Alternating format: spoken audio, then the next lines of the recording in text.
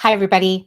It's week 12, and we did not record last week because we didn't actually meet last week. We were all felled in one way or another. About half the class was sick or facing different kinds of disasters. So we called a mulligan on last week's class for mental health and actual physical health. So this is our first class meeting since our virtual meeting with Quentin Smith. And for future notice, it was election day in the United States. Many of my colleagues would have canceled class, but of course, this is a class that meets only once a week and it meets in the afternoon into evening. And so has a little bit of a different uh, situation from a lot of other classes. That said, we did spend some time at the top of the class to give you some sense of how class time was spent, um, doing some kind of housekeeping in terms of our situatedness in the world, including things like questions like, when will we know what the election results are? Which the answer is not tonight, almost surely. So, a little bit of that kind of frequently asked questions kind of discussion before diving into The Vampyre, um, a work from the Vio Diodati circle that you might be less familiar with than its more famous kind of literary cousin, which is Mary Shelley's Frankenstein. The Vio Diodati circle were together during 1818, what was known as the Year Without a Summer. And that's because for volcanic reasons halfway around the world, worldwide climate was changed that year. There was already the kind of little ice age that made world temperatures cooler than they are today, among many other factors. But in addition to this, the kind of eruption of Mount Mora meant that a kind of ash cloud spread and indeed made it so that the summer of 1818 was unusually cool. And thus, for a variety of reasons, the Shelleys, along with Byron and their friend John Polidori, and a kind of entourage of the what I call the worst spring break group ever, found it useful to leave Britain in favor of heading towards Italy, a classic kind of move for either when you're trying to escape the norms of British society or are moving south for warmth and health. And both applied here in a very real way. So, um, it is in this wet, rainy, unpleasant summer in July that we have this kind of contest for ghost stories. And we are really familiar with the ways in which Mary Shelley conceives of Frankenstein during this period. We don't talk as much about other things that kind of came out, other attempts and other little scraps and bits and pieces. But if you look down below, you can see some of the discussion of the origin and the kind of muddled origin of the vampire, which also can be understood to kind of have its origin in this moment. I also recommended to my students Byron's poem Darkness, which, as one student piped up, undergraduates love it. It is a pretty punchy and short poem.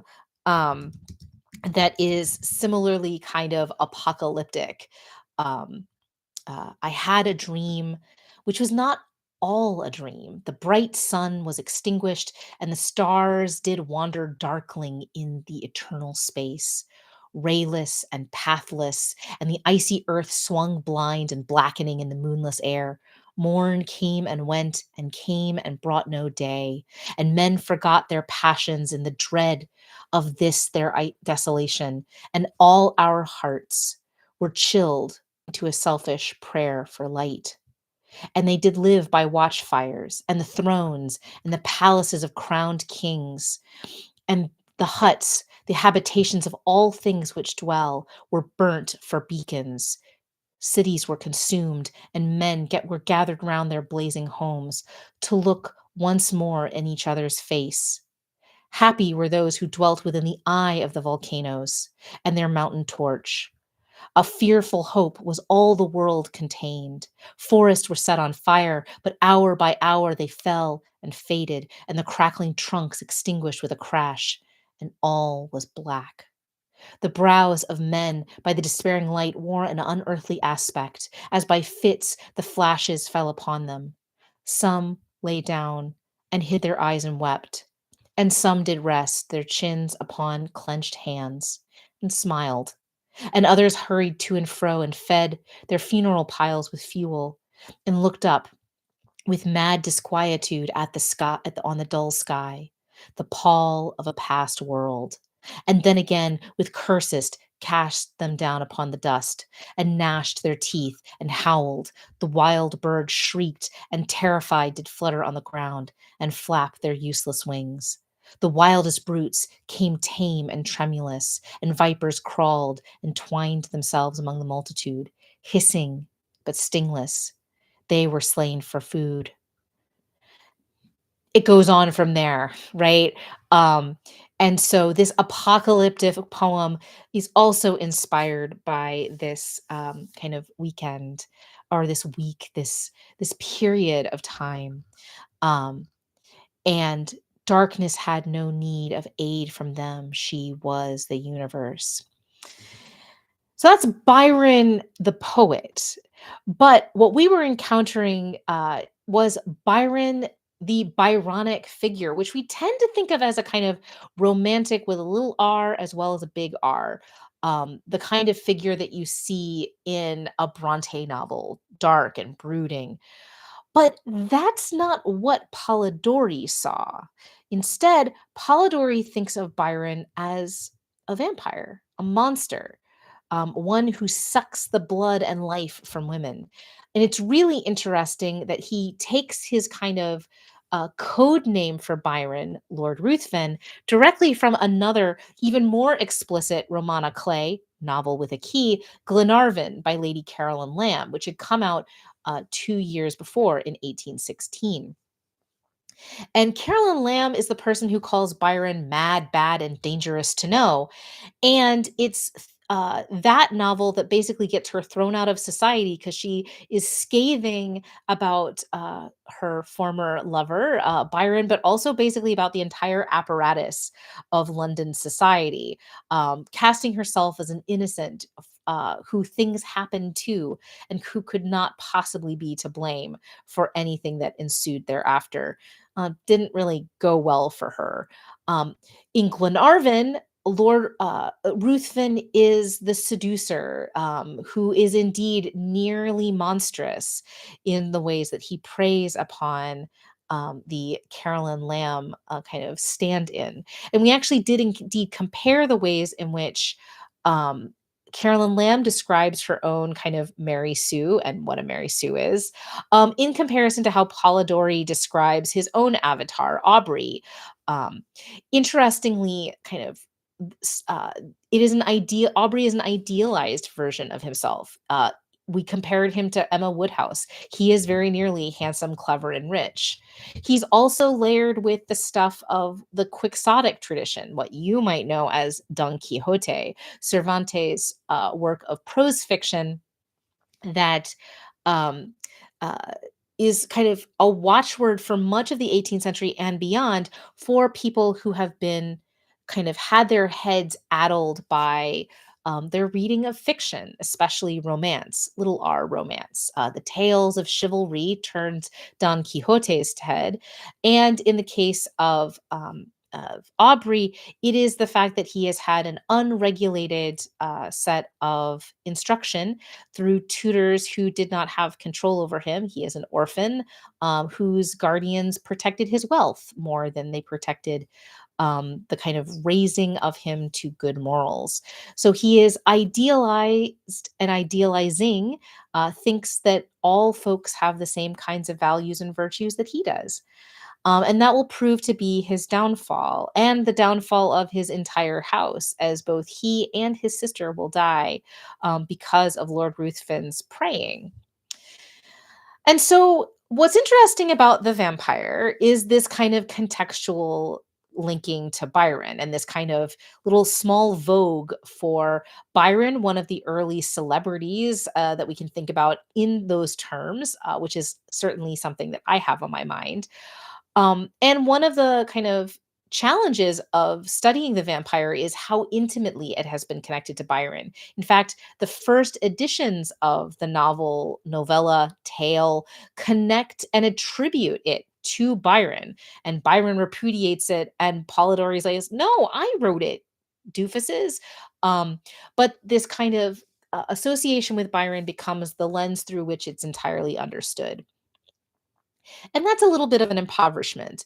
In the same way, the novel is seen as the source material or part of the source material that will flow towards Bram Stoker's Dracula, decades upon decades later, and that we can start to see some of the elements that Stoker is going to use when he crafts his idea of the vampire. So Polidori has an aristocrat, like the vampire is an aristocrat, is drinking blood. In Polidori's case, exclusively from young women, which rich text there that we discussed at some length. Although we do not see some of the like later innovations, for better and for worse, that Stoker is going to bring in the association with Eastern Europe, the basically the kind of anti-Semitism of the figure of Dracula in the hands of Stoker, as well as cliches around Earth and mobility.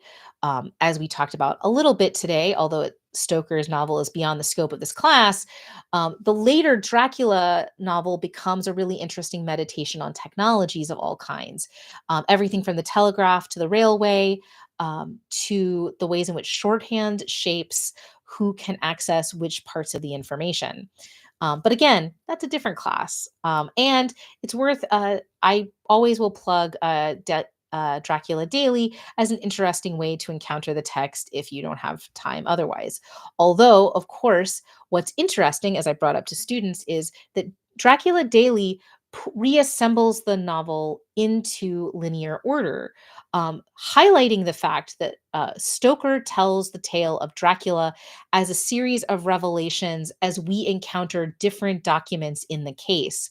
It is an epistolary novel, made up of letters and journals and telegrams and other kinds of writing technologies. And that's one of the things that also isn't present in Polidori, which operates much more closely to the kinds of fairy tales we were reading at the beginning of class. This sounds more like Bluebeard than it does like these later novels. It's short. There's a lot of compression and elision, things that aren't necessarily seen as important. It is closer to a tale in many ways. And it's hard to know where our sympathies are supposed to lay because we have caricatures and broad strokes.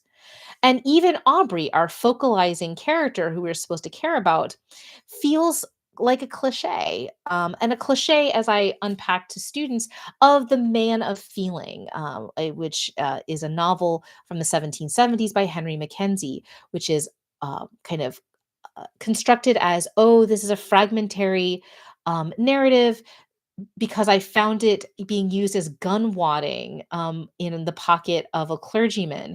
And so here's the remainder, the scraps that remain, and the story of the man of feeling as he moves from different scenarios that are designed to make us feel alongside him and also for us to witness the overwhelming feeling of different objects of pity.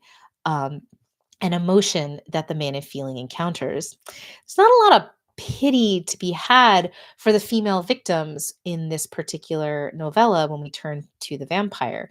It's hard to have even any sympathy for Aubrey. And it's worth noting that that's because this is not necessarily a very good tale. And that's one of the things that I let students feel and think about.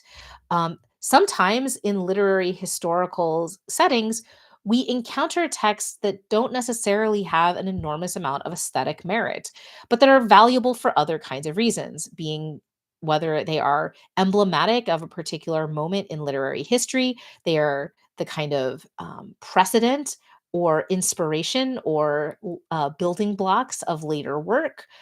um, Although it's worth noting that in its own time, The Vampire did have many editions, became a transmedia object. It was turned into theatrical works.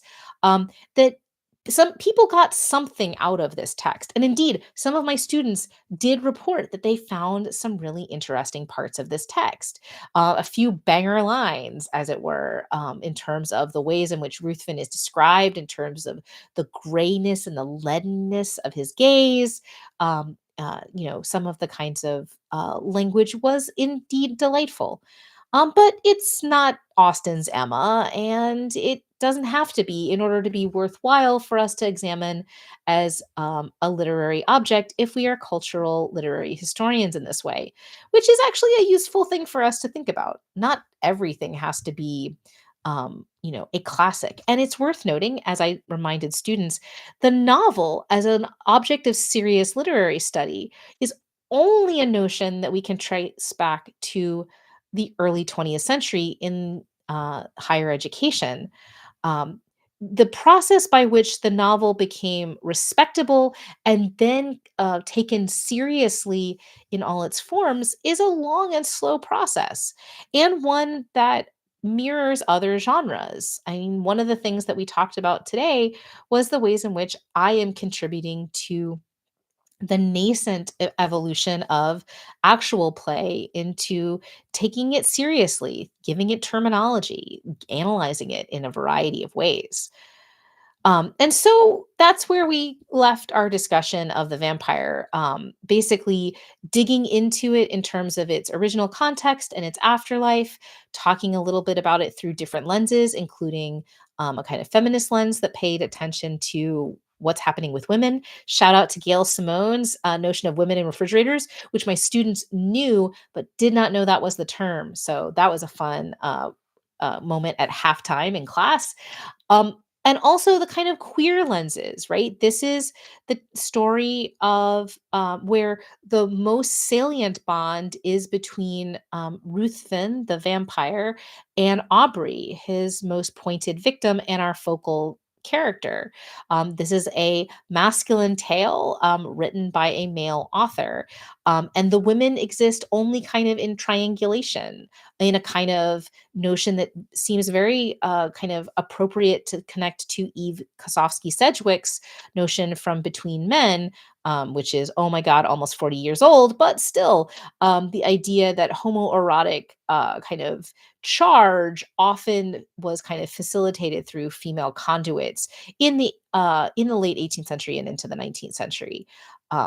That notion has been complicated and nuanced over time as we have evolved and thought more fully about how sexuality and affection of all kinds was understood in later periods and how they do and don't map on our own. Um, Again, hashtag it's complicated. But these are the kinds of lenses that we worked through. What will the text bear? And the text bears quite a bit as these things go. And this is all, of course, as we move on towards The Black Vampire, which is an American work of fiction that appears in the same year as The Vampire. And it becomes our return back to a consideration of Haiti. It is a tale of Saint Domingue. We are also incredibly lucky that it exists because in a kind of easily teachable form, thanks to the Just Teach One program, which finds a variety of short texts that can be included into syllabi that then allows us to have a more capacious, diverse understanding of the periods in which we are studying. So we're going to be taking a look at that and the ways in which the kind of vampiric tradition that is being transmuted through the vampire meets Obeah and Voodoo and notions in the Caribbean to come together to think about the vampire not just as about aristocratic power that's sucking the lifeblood out of the masses, but instead, literally, in terms of a threat in the shape of white supremacy. That's next week. Also, next week, we're going to literally unbox 500-Year-Old Vampire, which I am holding in the palm of my hand, along with Apollo 47, which was the Tim Hutchings game that was the chunkiest boy on my shelf until 500-Year-Old Vampire arrived. Just in the nick of time. So 500-Year-Old Vampire, as I will talk about next week, is the classroom adaptation of Tim Hutchings' solo journaling game, 1,000-Year-Old Vampire. And it is the linchpin of this final section. It is the game that we are thinking about. So we're reading The Vampire and the Black Vampire in order to illuminate and reflect on the vampire as it is being presented in both 1,000-Year-Old Vampire as well as 500-Year-Old Vampire. I literally haven't removed the shrink wrap so that my students can be part of this unboxing. And we're going to review it on the fly. There's a lot of different use cases that 500-Year-Old Vampire is basically trying to facilitate in terms of collective play, in-class play, for different kinds of audiences. So I'm actually not preparing that. I'm just bringing the box next week. So yeah, then I will bring the box to you as part of our recap. So the other preparation for next week is students are being asked to dip into 1,000-Year-Old Vampire. They don't have to do an entire playthrough, but just kind of get get their pens wet for a little bit. Um, I'm really pleased at how this part of the semester is going. I have every confidence that this set of shorter, punchier readings is still bearing fruit as we move towards kind of final kind of lightning talks on the penultimate week of class, along with the rescheduled visit from Alyssa Sepinwall and a discussion of the Haitian Revolution on screen. And then we'll have our Thanksgiving break. We get the entire week off, and then we'll be doing Stars and Wishes on the last week, which is really a metacognitive reflection of all kinds at that point. So, yeah, it's been a long day. We have unprecedented voter turnout here in Alabama, in part because we have no early voting. Um, uh, and I am glad we got through class with a minimum of me kind of totally losing the plot this particular week. Um, but yeah, so a good week, I think, in many ways, and we're chugging along towards the end of the semester. Hard to believe.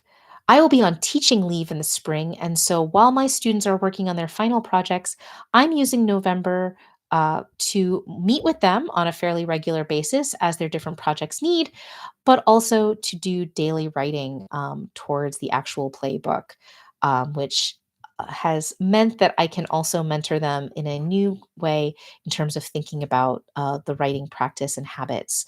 After a couple of months where planning and administrativia and all these kinds of things have kind of taken over my existence, it's nice to start the process of transitioning towards full-time writing. And at this rate, I might be lucky enough to be spending my writing leave revising and being in conversation with my research subjects to enrich a pretty robust skeleton slash draft of the book. Fingers crossed. Um, so if you have questions, of course, please, or comments or reactions, please, of course, leave them below. I'm always happy to answer them. I hope that you are doing well and taking care of yourself. If you catch this tonight or in the days thereafter, a reminder of what I've said to my students, which is um, use good, healthy coping skills in this moment in time, whether it's because of kind of free floating world anxiety or particular anxieties of your specific context. We do what we can together. And All we can do is our little bit, day by day, and we can't do it if we're not rested, hydrated, and fed, and then we turn to do the same and encourage others. Please, please, please be well and take care of yourself and others. Bye.